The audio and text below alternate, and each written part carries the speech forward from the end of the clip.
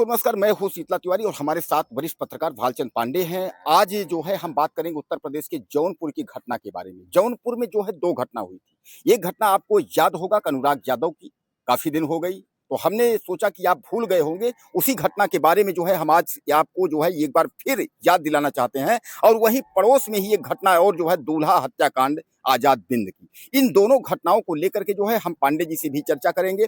पहले हम आपको जो है घटनाओं के बारे में जो है एक सरसरी निगाह में जो है हम आपको जानकारी दे देते हैं। आपको याद होगा कि अनुराग यादव के पिता रामजीत यादव में और लालता यादव में विवाद चल रहा था, जमीनी विवाद। 40 साल से विवाद चल रहा था, उसका निराकरण नहीं हो पाया। और अचानक एक दिन सुबह का वक्त होता है कि लालता यादव, उसका बेटा रमेश यादव और उसके बाद राजकुमार और तमाम जो है राजेश यादव जो कि दरोगा एसआई है, यह सब मिल करके और उसके जो है अनुराग यादव की यानी ताइक्वांडो खिलाड़ी था, 17-16 साल का था। वह जो है सुबह मंजन करने का वक्त था, मंजन कर भी रहा था। यह लोग तलवार से उसका जो है गला काट देते हैं।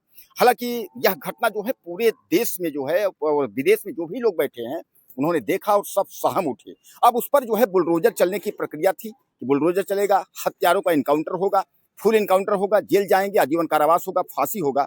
कुछ भी नहीं हुआ। आज तक न तो बुलडोजर चला, न तो कार्रवाई हुई। हालांकि जेल जरूर गए, लेकिन उन्होंने अपने आप को सरेंडर किया, वहां से बेल हो गई। उसके बाद दूल्हा हत्याकांड की अगर हम बात करें, दूल्हा हत्याकांड में भी यही हुआ।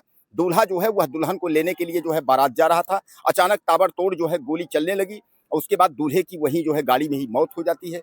दूल्हे भेष में था, इसलिए उसका नाम जो है दूल्हा हत्याकांड दिया गया। हालांकि मैं आपको बताऊं कि दूल्हा जो है आजाद बिंद, उसमें जो है 3 लोगों के जो है नाम आए मुख्य रूप से, जिसमें जो है एक आपके जो है रवि यादव का नाम आया, जिसका फुल इनकाउंटर पुलिस ने कर दिया। दूसरा भोले यादव का नाम आया और प्रदीप बिंद का नाम आया।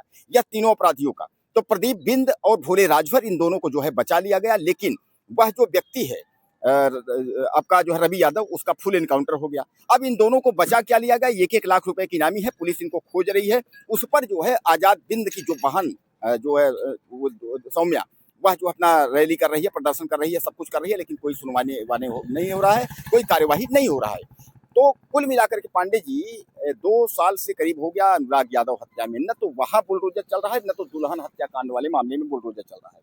क्या लगता है कि क्या कानून व्यवस्था जो है अब उत्तर प्रदेश की ध्वस्त हो चुकी है?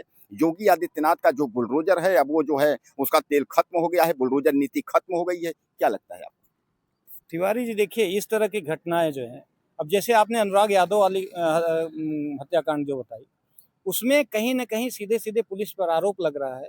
क्योंकि जो लालता प्रसाद यादव का एक लड़का था, वो पुलिस विभाग में एसआई था। बिल्कुल। वो कहीं न कहीं पुलिस जो है अपना विभागीय मैटर समझ के उसमें कहीं लिपापोती कर दिया। जो कार्रवाई होनी चाहिए थी, उसमें जो सरेंडर किया उसी के खिलाफ जो है वो कार्रवाई हुई और गिरफ्तार किया गया। बाद में उसको भी जो है जमानत मिल गई। तो क्या ऐसे लोग अगर इस तरह की घटनाएं करते रहेंगे और खुलेआम किसी का गला काटेंगे और जेल चले जाएंगे, 6 महीने बाद जमानत लेके आएंगे, वास्तव में कहीं न कहीं समाज के लिए तो एक हानिकारक है ही है। या इस तरह की घटनाएं अगर घटती रही तो फिर जो अपराधी हैं उनके तो मनोबल बढ़ेंगे ना। कोई पता चला आज तो उसका लड़का है, चलिए बचाया, कोई पैसे के दम पे बच जाएगा।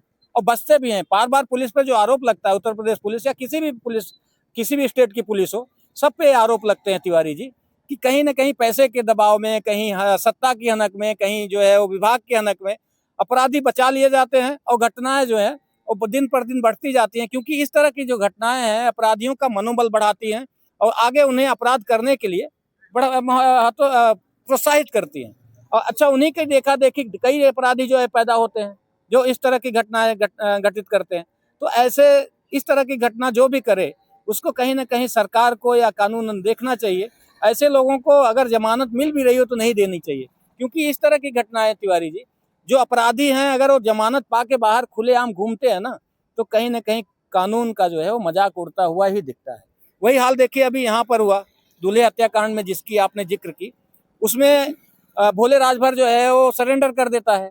1 लाख का इनामी अपराधी था तिवारी जी। अब समझ लीजिए कि मुख्य अपराधियों में, आरोपियों में था। उसके खिलाफ पुलिस छानबीन कर रही थी, लगी थी, लेकिन अरेस्ट नहीं कर पाई। वो अभी आज कल की घटना है, वो जाके कोर्ट में सरेंडर कर देता है।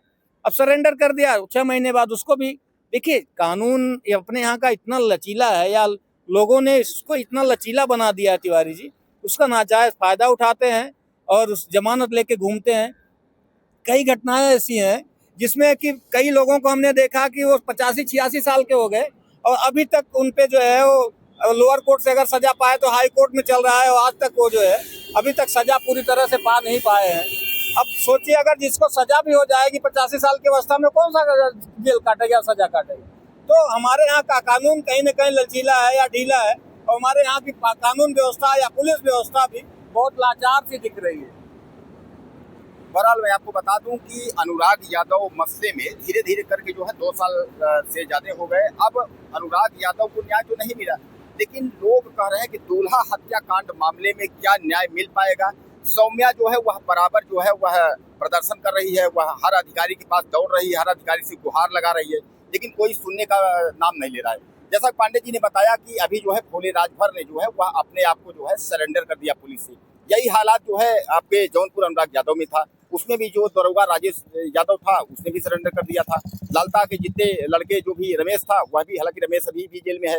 यानी कहने का तात्पर्य ये है कि अब आप लोगों को यह तय करना है कि क्या अनुराग यादव मसले में अब कोई कार्रवाई होने की स्थिति में है, बुलडोजर चलने की स्थिति में है। अनुराग यादव में भी परिवार इंतजार कर रहा है कि लालता के 2 मंजिला इमारत पे जो है बुलडोजर चलेगा, जबकि लालता का जो घर है वह जो है बंजर में है।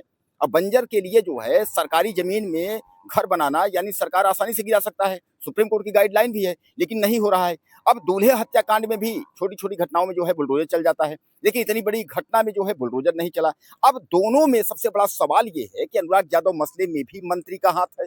लोग कहते हैं स्थानीय मंत्री का दबाव है मौजूदा सत्ता पर, और दूल्हे हत्याकांड में भी मंत्री का हाथ है। अब मंत्री कौन है यह आप बताएंगे कि अनुराग यादव में किस मंत्री का दबाव सत्ता पे है, बीजेपी सरकार पे, और वहां जो है दूल्हे हत्याकांड में किस मंत्री का है। ज्यादा से ज्यादा आप लिखिएगा, हमें कमेंट करिएगा, मंत्री का नाम आप जरूर लिखिएगा कि जौनपुर में आजकल जो है किस मंत्री का हाथ है कि जो कि मौजूदा वक्त में अपराधियों को संरक्षण दे रहा है। खोल के लिखिएगा, कोई दबाव नहीं है। आपका चैनल आपका पसंदीदा चैनल है, और ज्यादा से ज्यादा हमारे चैनल को आप शेयर करिए, कमेंट करिए, ताकि अच्छी अच्छी खबरें हम बना करके आप तक जो है पहुंचाते रहें। अगले वीडियो में फिर मिलते हैं।